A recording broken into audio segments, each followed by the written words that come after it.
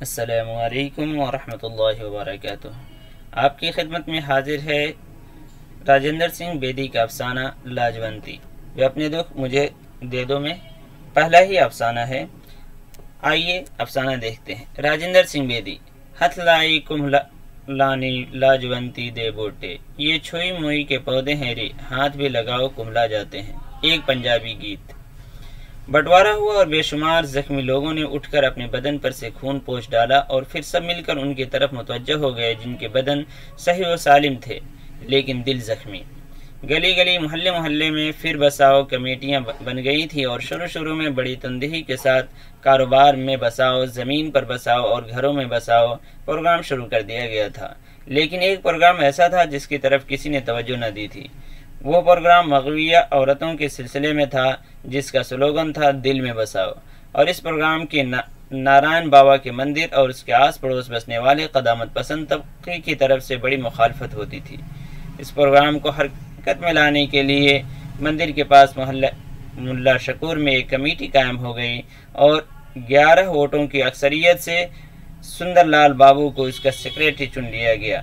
وکیل صاحب، صدر چوکی کلاں کا بوڑھا محرر اور محلے کے دوسرے معتبر لوگوں کا خیال تھا کہ سندر لال سے زیادہ جانفشانی کے ساتھ اس کام کو کوئی اور نہ کر سکے گا، شاید اس لیے کہ سندر لال کی اپنی بیوی اغوا ہو چکی تھی اور اس کا نام تھا بھی لاجونتی۔ چنانچہ پربھات پھیری نکالتے ہوئے جب سندر لال بابو، اس کا ساتھی رسولہ اور نیکی رام وغیرہ مل کر گاتے ہتھ لائی کملانی لاجونتی دے بوٹے، تو سندر لال کی آواز ایک دم بند ہو جاتی اور خاموشی کے ساتھ چلتے چلتے لاجونتی کی بابت سوچتا، جانے وہ کہاں ہوگی، کس حال میں ہوگی، ہماری بابت کیا سوچ رہی ہوگی اور کبھی آئے گی بھی یا نہیں۔ اور پتھریلے فرش پر چلتے چلتے اس کے قدم لڑکھڑانے لگتے۔ اور اب تو یہاں تک نوبت آ گئی تھی کہ اس نے لاجونتی کے بارے میں سوچنا ہی چھوڑ دیا تھا۔ اس کا غم اب دنیا کا غم ہو چکا تھا اور اس نے اپنے دکھ سے بچنے کے لیے لوک سیوا میں اپنے آپ کو غرق کر دیا۔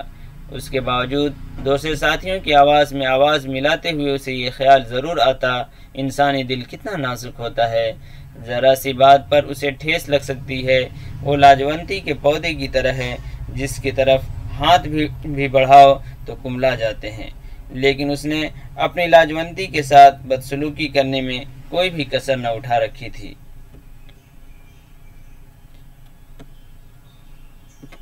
وہ اسے جگہ بے جگہ اٹھنے بیٹھنے، کھانے کی طرف بے توجہی برتنے اور ایسے ہی معمولی باتوں پر پیٹ دیا کرتا تھا۔ اور لاجو ایک پتلی شہتوت کی ڈالی کی طرح نازک سی دیہاتی لڑکی تھی۔ زیادہ دھوپ دیکھنے کی وجہ سے اس کا رنگ سانولا ہو چکا تھا۔ طبیعت میں ایک عجیب طرح کی بے قراری تھی۔ اس کا اضطرار شبنم کے اس قطرے کی طرح تھا جو پا رہ کر اس کے بڑے سے پتے پر بھی ادھر اور کبھی ادھر اور کبھی ادھر لڑھکتا رہتا ہے۔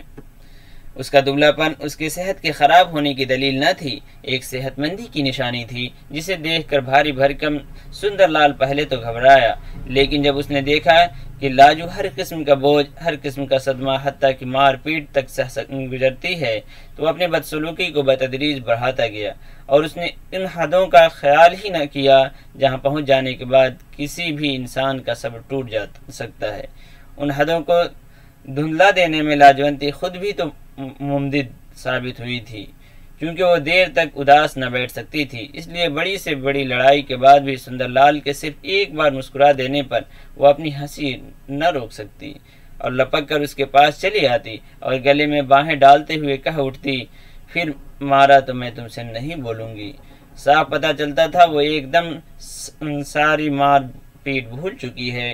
گاؤں کی دوسری لڑکیوں کی طرح وہ بھی جانتی تھی کہ مرد ایسا ہی سلوک کیا کرتے ہیں، بلکہ عورتوں میں کوئی بھی سرکشی کرتی تو لڑکیاں خود ہی ناک پر انگلی رکھ کر کہتی، لے وہ بھی کوئی مرد ہے بھلا، عورت جس کے قابو میں نہیں آتی۔ اور یہ مار پیٹ ان کے گیتوں میں چلی گئی تھی۔ خود لاجو گایا کرتی تھی، میں شہر کے لڑکے سے شادی نہ کروں گی، وہ بوٹ پہنتا ہے اور میری کمر بڑی پتلی ہے۔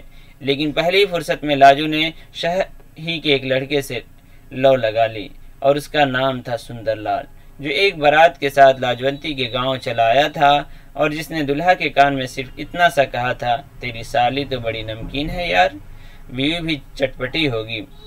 لاجونتی نے سندر لال کی اس بات کو سن لیا تھا، مگر وہ بھول ہی گئی کہ سندر لال کتنے بڑے بڑے اور بھدے سے بوٹ پہنے ہوئے ہیں اور اس کی اپنی کمر کتنی پتلی ہے۔ اور پربھات پھیری کے سمے ایسی ہی باتیں سندر لال کو یاد آئیں اور یہی سوچتا، صرف ایک بار لاجو مل جائے تو میں اسے سچ مچ ہی دل میں بسا لوں اور لوگوں کو بتا دوں ان بیچاری عورتوں کے اغوا ہو جانے میں ان کا کوئی قصور نہیں، فسادیوں کی ہوسناکیوں کا شکار ہو جانے میں ان کی کوئی غلطی نہیں۔ وہ سماج جو ان معصوم اور بے قصور عورتوں کو قبول نہیں کرتا، انہیں اپنا نہیں لیتا، ایک گلا سڑا سماج ہے اور اسے ختم کر دینا چاہیے۔ وہ ان عورتوں کو گھروں میں آباد کرنے کی تلقین کیا کرتا اور انہیں ایسا مرتبہ دینے کی پریرنا کرتا جو گھر میں کسی بھی عورت، کسی بھی ماں، بیٹی، بہن یا بیوی کو دیا جاتا ہے۔ پھر وہ کہتا انہیں اشارے اور کنایے سے بھی ایسی باتوں کی یاد نہیں دلانی چاہیے جو ان کے ساتھ ہوئی، کیونکہ ان کے دل زخمی ہیں، وہ نازک ہیں، چھوئی موئی کی طرح، ہاتھ میں لگاؤ تو کملا جائیں گے۔ گویا دل میں بساؤ پروگرام کو عملی جامہ پہنانے کے لیے محلہ ملا شکور کی اس کمیٹی نے کئی پربھات پھیریاں نکالی۔ صبح 4-5 بجے کا وقت ان کے لیے موزوں ترین وقت ہوتا تھا، نہ لوگوں کا شور، نہ ٹریفک کی الجھن۔ رات بھر چوکیداری کرنے والے کتے تک بجھے ہوئے تنوروں میں سر دے کر پڑے ہوتے تھے۔ اپنے بستر میں دبکے ہوئے لوگ پربھات پھیری والوں کی آواز سن کر صرف اتنا کہتے، او وہی منڈلی ہے، اور پھر کبھی صبر اور کبھی تنک مزاجی سے وہ بابو سندر لال کا پروپگنڈا سنا کرتے۔ وہ عورتیں جو بڑی محفوظ اس پار پہنچ گئی تھی، گوبھی کے پھولوں کی طرح پھیلی پڑی رہتی اور ان کے خامند ان کے پہلو میں ڈنٹلوں کے ان کی طرح اکڑے پڑے پربھات پھیری کے شور پہ احتجاج کرتے ہوئے منہ میں کچھ منمناتے چلے جاتے، یا کہیں کوئی بچہ تھوڑی دیر کے لیے آنکھیں کھولتا اور دل میں بساؤ کی فریادی اور اندوہگین پروپگنڈے کو صرف ایک گانا سمجھ کر پھر سو جاتا۔ لیکن صبح کے سمے کان میں پڑا ہوا شبد بیکار نہیں جاتا، وہ سارا دن ایک تکرار کے ساتھ دماغ میں چکر لگاتا رہتا ہے اور بعض وقت تو انسان اس کے معنی کو بھی نہیں سمجھتا پر گنگناتا چلا جاتا ہے۔ اسی آواز کے ان کے گھر کر جانے کے بدولت ہی تھا کہ انہی دنوں جبکہ مس مردولا سارا بھائی ہند اور پاکستان کے درمیان اغوا شدہ عورتیں تبادلے میں لائیں تو محلہ ملا شکور کہ کچھ آدمی انہیں پھر سے بسانے کے لیے تیار ہو گئے۔ ان کے وارث شہر سے باہر چوکی کلاں پر انہیں ملنے کے لیے گئے۔ مغویہ عورتیں اور ان کے لواحقین کچھ دیر ایک دوسرے کو دیکھتے رہے اور پھر سر جھکائے اپنے برباد گھروں کو پھر سے آباد کرنے کے کام پر چل دیے۔ رسالو اور نیکی رام اور سندر لال بابو کبھی مہندر سنگھ زندہ باد اور کبھی سوہن لال زندہ باد کے نعرے لگاتے اور وہ نعرے لگاتے رہے حتیٰ کہ ان کے گلے سوکھ گئے۔ لیکن مغویہ عورتوں میں ایسی بھی تھیں جن کے شوہر، جن کے ماں باپ، بہن اور بھائیوں نے انہیں پہچاننے سے انکار کر دیا۔ آخر وہ مر کیوں نہ گئیں؟ اپنی عفت اور عصمت کو بچانے کے لیے انہوں نے زہر کیوں نہ کھا لیا؟ کنویں میں چھلانگ کیوں نہ لگا دی؟ وہ بزدل تھیں جو اس طرح زندگی سے چمٹی ہوئی تھیں۔ سینکڑوں ہزاروں عورتوں نے اپنی عصمت لٹ جانے سے پہلے اپنی جان دے دی، لیکن انہیں کیا پتا کہ وہ زندہ رہ کر کس بہادری سے کام لے رہی ہیں، کیسے پتھرائی ہوئی آنکھوں سے موت کو گھور رہی ہیں، ایسی دنیا میں جہاں ان کے شوہر تک انہیں نہیں پہچانتے۔ پھر ان میں سے کوئی جی میں اپنا نام دہراتی، سہاگونتی، سہاگ والی، اور اپنے بھائی کو اس جم غفیر میں دیکھ کر آخر بار اتنا کہتی، تو بھی مجھے نہیں پہچانتا بہاری، میں نے تجھے گودی کھلایا تھا رے، اور بہاری چلا دینا چاہتا۔ پھر وہ ماں باپ کی طرف دیکھتا اور ماں باپ اپنے جگر پر ہاتھ رکھ کر نارائن بابا کی طرف دیکھتے اور نہایت بے بسی کے عالم میں نارائن بابا آسمان کی طرف دیکھتا جو دراصل کوئی حقیقت نہیں رکھتا اور جو صرف ہماری نظر کا دھوکہ ہے، جو صرف ایک حد ہے جس کے پار ہماری نگاہیں کام نہیں کرتی۔ لیکن فوجی ٹرک میں مس سارا بھائی تبادلے میں جو عورتیں لائیں ان میں لاجو نہ تھی۔ سندر لال نے امید و بیم سے آخری لڑکی کو ٹرک سے نیچے اترتے دیکھا اور پھر اس نے بڑی خاموشی اور بڑے عزم سے اپنی کمیٹی کی سرگرمیوں کو دو چند کر دیا۔ اب وہ صرف صبح کے سمے ہی پربھات پھیری کے لیے نہ نکلتے تھے بلکہ شام کو بھی جلوس نکالنے لگے اور کبھی کبھی ایک آدھ چھوٹا موٹا جلسہ بھی کرنے لگے، جس میں کمیٹی کا بوڑھا صدر، وکیل کال کا پرشاد، صوفی کھنکاروں سے ملی جلی ایک تقریر کر دیا کرتا، اور رسالوں ایک پیکدان لیے ڈیوٹی پر ہمیشہ موجود رہتا۔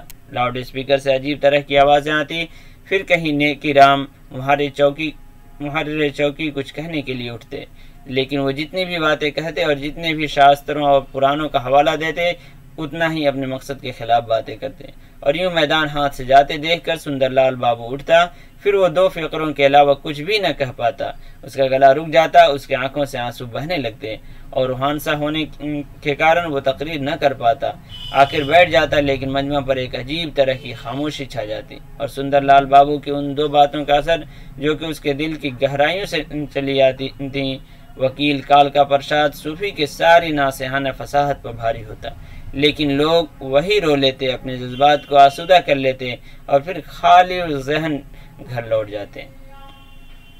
ایک روز کمیٹی والے سانج کے سمے بھی پرچار کرنے چلے آئے، اور ہوتے ہوتے قدامت پسندوں کے گڑھ میں پہنچ گئے۔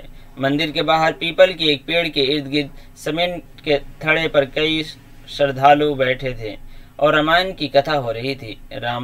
نارائن بابا رامائن کا وہ حصہ سنا رہے تھے جہاں ایک دھوبی نے اپنے دھوبن کو گھر سے نکال دیا تھا اور اسے کہہ دیا، میں راجہ رام چند نہیں جو اتنے سال راون کے ساتھ رہ آنے پر بھی سیتا کو بسا لے گا، اور رام چند جی نے مہا ستونتی سیتا کو گھر سے نکال دیا، ایسی حالت میں جبکہ وہ گربھوتی تھی۔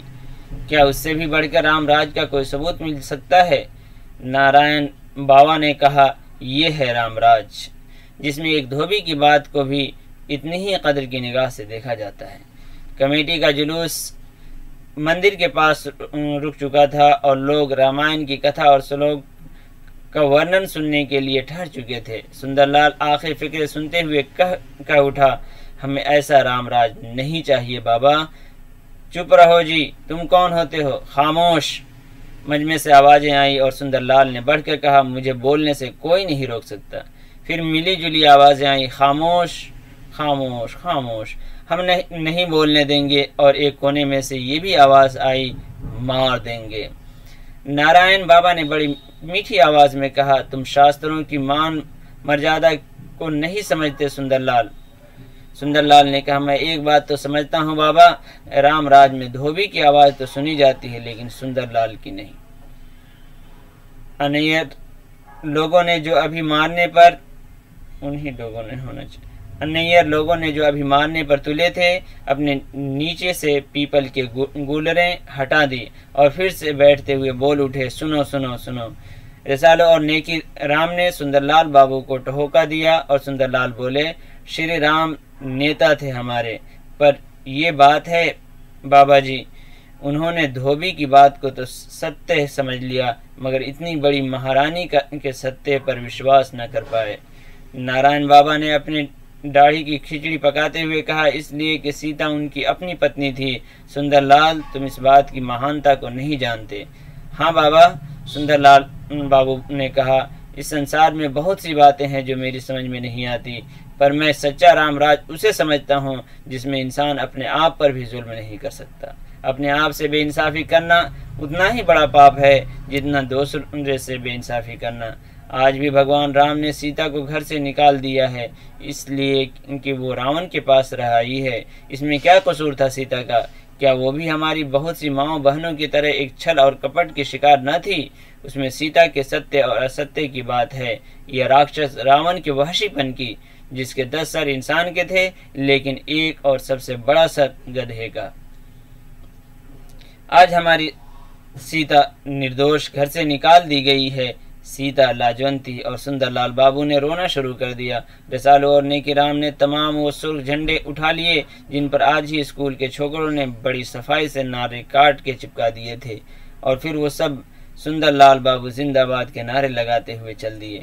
جلوس میں سے ایک نے کہا،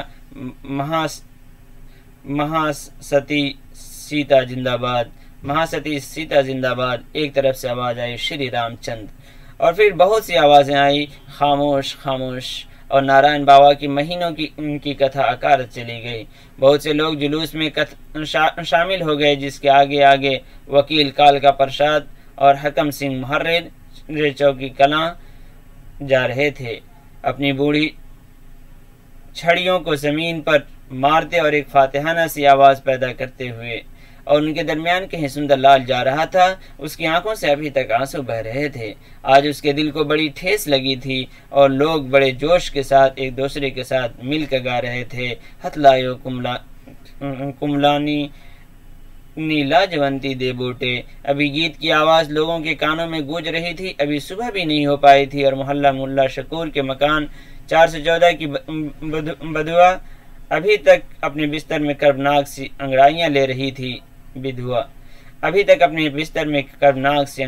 رہی تھی کہ سندر لال کا گرائیں لال چند، جسے اپنا سرخ اثر و رسوخ استعمال کر کے سندر لال اور خلیفہ کالکا پرشاد نے راشن ڈپو لے دیا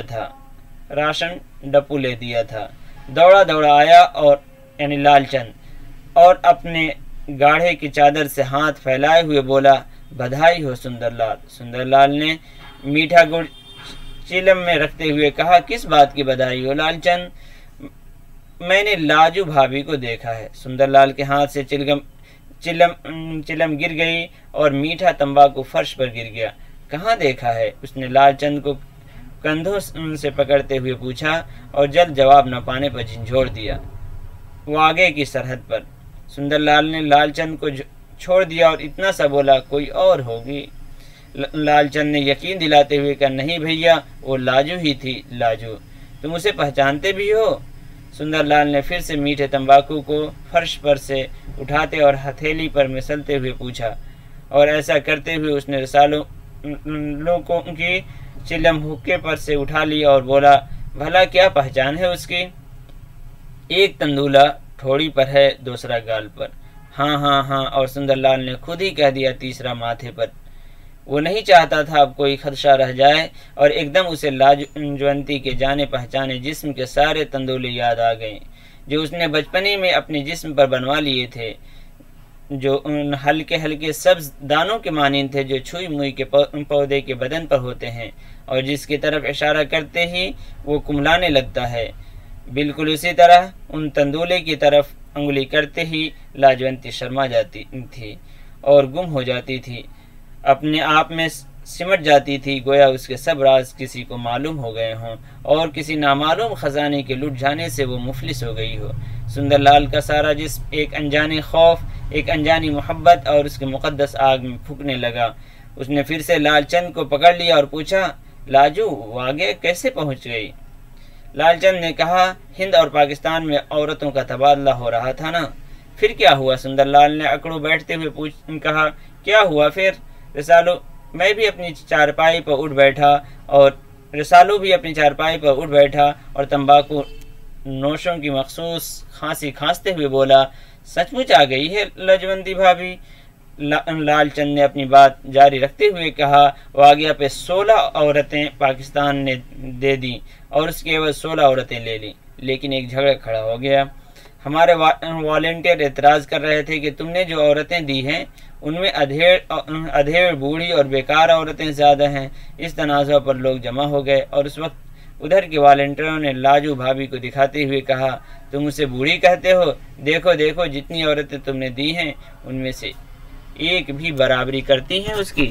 اور وہاں لاجو بھابھی سب کی نظروں کے سامنے اپنے تندولے چھپا رہی تھی۔ پھر جھگڑا بڑھ گیا، دونوں نے اپنا مال واپس لے لینے کی ٹھان لی۔ میں نے شور مچایا، لاجو بھابھی، مگر ہماری فوج کے سپاہیوں نے ہمیں ہی مار کے بھگا دیا۔ اور لال چند اپنی کرنیاں دکھانے لگا جہاں اسے لاٹھی پڑی تھی۔ رسالو اور نیکی رام چپ چاپ بیٹھے رہے، اور سندر لال کہیں دور دیکھنے لگا، شاید سوچنے لگا لاجو ابھی بھی آئی بھی پر نہ آئی، اور سندر لال کی شکل ہی سے جان پڑتا تھا جیسے وہ بیکانیر کا صحرا پھاند کر آیا ہے اور اب کہیں درخت کے چھاؤں میں زبان نکالے ہانپ رہا ہے، منہ سے اتنا بھی نہیں نکلتا، پانی دے دو۔ اسے یوں محسوس ہوا بٹوارے سے پہلے بٹوارے کے بعد کا تشدد ابھی تک کار فرما ہے، صرف اس کی شکل بدل گئی ہے۔ اب لوگوں میں پہلا سا دریغ بھی نہیں رہا، کسی سے پوچھو سامبھر والا میں لہنا سنگھ رہا کرتا تھا اور اس کی بھابھی بنتو، تو وہ جھٹ سے کہتا مر گئے، اور اس کے بعد موت اور اس کے مفہوم سے بالکل بے خبر، بالکل آگے چلا جاتا۔ اس سے بھی ایک قدم آگے بڑھ کر بڑے ٹھنڈے دل سے تاجر انسانی مال، انسانی گوشت اور پوست کی تجارت اور اس کا تبادلہ کرنے لگے۔ مویشی خریدنے والے کسی بھینس یا گائے کا جبڑا ہٹا کر دانتوں سے اس کی عمر کا اندازہ کرتے تھے۔ اب وہ جوان عورت کے روپ، اس کے نکھار، اس کے عزیز ترین رازوں اور اس کے تندلوں کے شارع عام میں نمائش کرنے لگے۔ تشدد اب تاجروں کی نس نس میں بس چکا ہے۔ پہلے منڈی میں مال بکتا تھا اور بھاؤ تاؤ کرنے والے ہاتھ ملا کر اس پر ایک رومال ڈال لیتے اور یوں گپتی کر لیتے گویا رومال کے نیچے انگلیوں کے اشاروں سے سودا ہو جاتا تھا۔ اب گپتی کا رومال بھی ہٹ چکا تھا اور سامنے سودے ہو رہے تھے، اور لوگ تجارت کے آداب بھی بھول گئے تھے۔ یہ سارا لین دین، یہ سارا کاروبار پرانے زمانے کی داستان معلوم ہو رہا تھا، جس میں عورتوں کی آزادانہ خرید و فروخت کا قصہ بیان کیا جاتا ہے۔ ازبیک ان گنت عوریاں عورتوں کے سامنے کھڑا ان کے جسموں کو ٹوہ کے دیکھ رہا ہے، اور اب وہ کسی عورت کے جسم کو انگلی لگاتا ہے تو اس پر ایک گلابی سا گڑھا پڑ جاتا ہے اور اس کے ارد گرد ایک زرد سا حلقہ، اور پھر زردیاں اور سرخیاں ایک دوسرے کی جگہ لینے کے لیے دوڑتی ہیں۔ ازبیک آگے گزر جاتا ہے اور ناقابل قبول عورت ایک اعتراف شکست، ایک انفعالیت کے عالم میں ایک ہاتھ سے ازار بند تھامے اور دوسرے سے اپنے چہرے کو عوام کی نظروں سے چھپائے سسکیاں لیتی ہے۔ سندر لال امرتسر سرحد جانے کی تیاری کر ہی رہا تھا کہ اسے لاجو کے آنے کی خبر ملی۔ ایک دم ایسی خبر مل جانے سے سندر لال گھبرا گیا۔ اس کا ایک قدم فوراً دروازے کی طرف بڑھا، لیکن وہ پیچھے لوٹ آیا۔ اس کا جی چاہتا تھا کہ وہ روٹھ جائے اور کمیٹی کے تمام پلے کارڈوں اور جھنڈیوں کو بچھا کر بیٹھ جائے اور پھر روئے، لیکن وہاں جذبات کا یوں مظاہرہ ممکن نہ تھا۔ اس نے مردانہ نوار اس اندرونی کشاکش کا مقابلہ کیا اور اپنے قدموں کو ناپتے ہوئے چوکی کلاں کی طرف چل دیا، کیونکہ وہی جگہ تھی جہاں مغویہ عورتوں کو ڈیلیوری دی جاتی تھی۔ اب لاجو سامنے کھڑی تھی اور ایک خوف کے جذبے سے کانپ رہی تھی۔ وہی سندر لال کو جانتی تھی، اس کے سوا کوئی نہ جانتا تھا۔ چوکی کلاں کی طرف چل دیا۔ وہ پہلے ہی اس کے ساتھ ایسا سلوک کرتا تھا، اب جبکہ وہ ایک غیر مرد کے ساتھ زندگی کے دن بتا کر آئی تھی، نہ جانے کیا کرے گا۔ سندر لال نے لاجو کی طرف دیکھا۔ وہ خالص اسلامی طرز کا لال دوپٹہ اوڑھے تھی اور بائیں بکل مارے ہوئے تھے۔ عادتاً دوسری عورتوں میں گھل مل جانے اور بالآخر اپنے سیاد کے دام سے بھاگ جانے کی آسانی تھی، اور وہ سندر لال کے بارے میں اتنا زیادہ سوچ رہی تھی کہ اسے کپڑے بدلنے یا دوپٹہ ٹھیک سے اوڑھنے کا بھی خیال نہ رہا۔ وہ ہندو اور مسلمان کی تہذیب کی بنیادی فرق دائیں بکل اور بائیں بکل میں امتیاز کرنے سے قاصر رہی تھی۔ اب وہ سندر لال کے سامنے کھڑی تھی اور کانپ رہی تھی، ایک امید اور ایک ڈر کے جذبے کے ساتھ۔ سندر لال کو دھچکا سا لگا۔ اس نے دیکھا لاجونتی کا رنگ کچھ نکھر گیا تھا اور وہ پہلے کی بنسبت کچھ تندرست سی نظر آتی تھی، نہیں وہ موٹی ہو گئی تھی۔ سندر لال نے جو کچھ لاجو کے بارے میں سوچ رکھا تھا وہ سب غلط تھا۔ وہ سمجھتا تھا غم میں گھل جانے کے بعد لاجونتی بالکل مریل ہو چکی ہوگی اور آواز اس کے منہ سے نکلتی ہوگی۔ اس خیال سے وہ پاکستان میں بڑی خوش رہی ہے۔ اسے بڑا صدمہ ہوا، لیکن وہ چپ رہا کیونکہ اس نے چپ رہنے کی قسم کھا رکھی تھی۔ اگرچہ وہ نہ جان پایا کہ اتنی خوش تھی تو پھر چلی کیوں آئی۔ اس نے سوچا شاید ہند سرکار کے دباؤ کی وجہ سے اسے اپنی مرضی کے خلاف یہاں آنا پڑا، لیکن ایک چیز وہ نہ سمجھ سکا کہ لاجونتی کا سولایا ہوا چہرہ زردی کے لیے ہوئے تھا اور محض غم سے اس کے بدن کے گوشت نے ہڈیوں کو چھوڑ دیا تھا۔ وہ غم کی کثرت سے موٹی ہو گئی تھی اور صحت مند نظر آتی تھی، لیکن یہ ایسی صحت مندی تھی جس میں 2 قدم چلنے پر آدمی کا سانس پھول جاتا ہے۔ مغویہ کے چہرے پر پہلی نگاہ ڈالنے کا تاثر کچھ عجیب سا ہوا، لیکن اس نے سب خیالات کا ایک اثباتی مردانگی سے مقابلہ کیا۔ اور بھی بہت سے لوگ موجود تھے۔ کسی نے کہا ہم نہیں لیتے مسلمان یعنی مسلمان کی جھوٹی عورت۔ اور یہ آواز رسال و نیکی رام اور چوکی کلاں کے بوڑھے محرر کے نعروں میں گم ہو کر رہ گئی۔ ان سب آوازوں سے الگ کال کا پرشاد کی پھٹتی اور چلاتی آواز آ رہی تھی۔ وہ کھانس بھی لیتا اور بولتا بھی جاتا۔ وہ اس نئی حقیقت اور اس نئی شدھ کا شدت سے قائل ہو چکا تھا۔ یوں معلوم ہوتا تھا آج اس نے کوئی نیا وید، کوئی نیا پران اور شاستر پڑھ لیا ہے اور اپنے اس حصول میں دوسروں کو بھی حصے دار بنانا چاہتا ہے۔ ان سب لوگوں اور ان کی آوازوں میں گھرے ہوئے لاجو اور سندر لال اپنے ڈیرے کو جا رہے تھے اور ایسا جان پڑتا تھا جیسے ہزاروں سال پہلے کے رام چندر اور سیتا کسی بہت لمبے اخلاقی بنواس کے بعد اجودھیا لوٹ رہے ہیں۔ ایک طرف تو لوگ خوشی کے اظہار میں دیپ مالا کر رہے ہیں اور دوسری طرف انہیں اتنی لمبی اذیت دیے جانے پر تعصب بھی۔ لاجونتی کے چلے آنے پر بھی سندر لال بابو نے اسی شدت سے دل میں بساؤ پروگرام کو جاری رکھا۔ اس نے قول اور فعل دونوں اعتبار سے اسے نبھا دیا تھا اور وہ لوگ جنہیں سندر لال کی باتوں میں خالی خول جذباتیت نظر آتی تھی قائل ہونا شروع ہوئے۔ اکثر لوگوں کے دل میں خوشی تھی اور بیشتر کے دل میں افسوس۔ مکان 414 کی بیوہ کے علاوہ محلہ ملا شکور کی بہت سی عورتیں سندر لال بابو سوشل ورکر کے گھر آنے سے گھبراتی تھیں، لیکن سندر لال کو کسی کی اعتنا یا بے اعتنائی کی پرواہ نہ تھی۔ اس کے دل کی رانی آ چکی تھی اور اس کے دل کا خلا پٹ چکا تھا۔ سندر لال نے لاجو کے سورن مورتی کو اپنے دل کے مندر میں استھاپت کر لیا تھا اور خود دروازے پر بیٹھا اس کی حفاظت کرنے لگا تھا۔ لاجو جو پہلے خوف سے سہمی رہتی تھی، سندر لال کے غیر متوقع نرم سلوک کو دیکھ کر آہستہ آہستہ کھلنے لگی۔ سندر لال لاجونتی کو اب لاجو کے نام سے نہیں پکارتا تھا، وہ اسے کہتا تھا دیوی، اور لاجو انجانی خوشی سے پاگل ہوئی جاتی تھی۔ وہ کتنا چاہتی تھی کہ سندر لال کو اپنی واردات کہہ سنائے اور سناتے سناتے اس قدر روئے کہ اس کے سب گناہ دھل جائیں، لیکن سندر لال لاجو کی وہ باتیں سننے سے گریز کرتا تھا اور لاجو اپنے کھل جانے میں بھی ایک طرح سے سمٹی رہتی۔ البتہ جب سندر لال سو جاتا تو اسے دیکھا کرتی اور اپنی اس چوری میں پکڑی جاتی اور اپنے اس چوری میں پکڑی جاتی۔ جب سندر لال اسے دیکھا کرتی اور اپنی اس چوری میں پکڑی جاتی۔ جب سندر لال اس کی وجہ پوچھتا تو نہیں یوں ہی اوں کے سوا اور کچھ نہ کہتی اور سارے دن کا تھکا ہارا سندر لال پھر اونگ جاتا۔ البتہ شروع میں ایک دفعہ سندر لال نے لاجونتی کے سیاہ دنوں کے بارے میں صرف اتنا پوچھا تھا، کون تھا وہ؟ لاجونتی نے نگاہیں نیچی کرتے ہوئے کہا، جمعہ۔ پھر وہ اپنی نگاہیں سندر لال کے چہرے پر جمائے کچھ کہنا چاہتی تھی، لیکن سندر لال ایک عجیب سی نظروں سے لاجونتی کے چہرے کی طرف دیکھ رہا تھا اور ان کے بالوں کو سہلا رہا تھا۔ لاجونتی نے پھر آنکھیں نیچے کر لی اور سندر لال نے پوچھا، اچھا سلوک کرتا تھا وہ؟ ہاں۔ مارتا تو نہیں تھا؟ لاجونتی نے اپنا سر سندر لال کی چھاتی پر سرکاتے ہوئے کہا، نہیں، اور پھر بولی، وہ مارتا نہیں تھا پر مجھے اس سے زیادہ ڈر آتا تھا۔ تم مجھے مارتے بھی تھے پر میں تم سے ڈرتی نہیں تھی۔ اب تو نہ مارو گے؟ سندر لال کی آنکھوں میں آنسو امڈ آئے اور اس نے بڑی ندامت اور بڑے تعصب سے کہا، نہیں دیوی، اب نہیں ماروں گا۔ دیوی، لاجونتی نے سوچا اور وہ پھر آنسو بہانے لگی، اور اس کے بعد لاجونتی سب کچھ کہہ دینا چاہتی تھی، لیکن سندر لال نے کہا، جانے دو بیتی باتیں، اس میں تمہارا کیا قصور ہے؟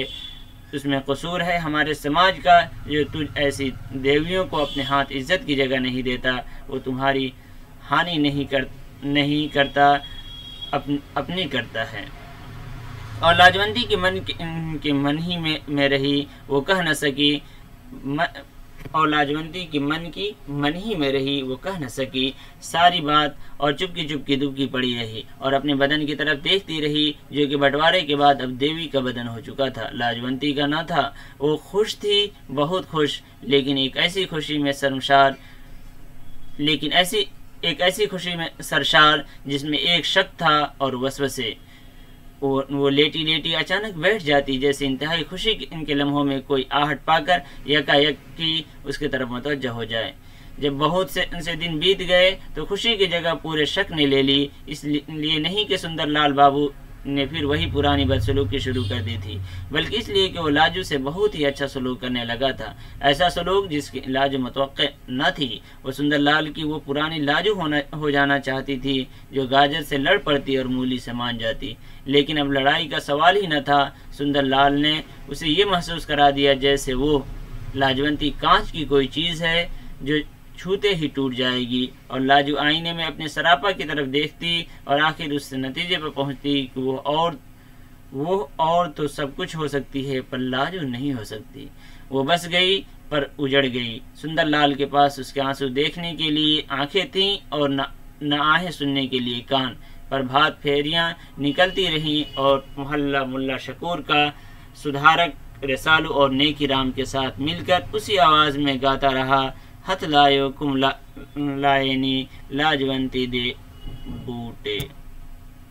آج کے لیے اتنا ہے، پھر ملیں گے کسی اگلے ویڈیو میں۔ اللہ حافظ۔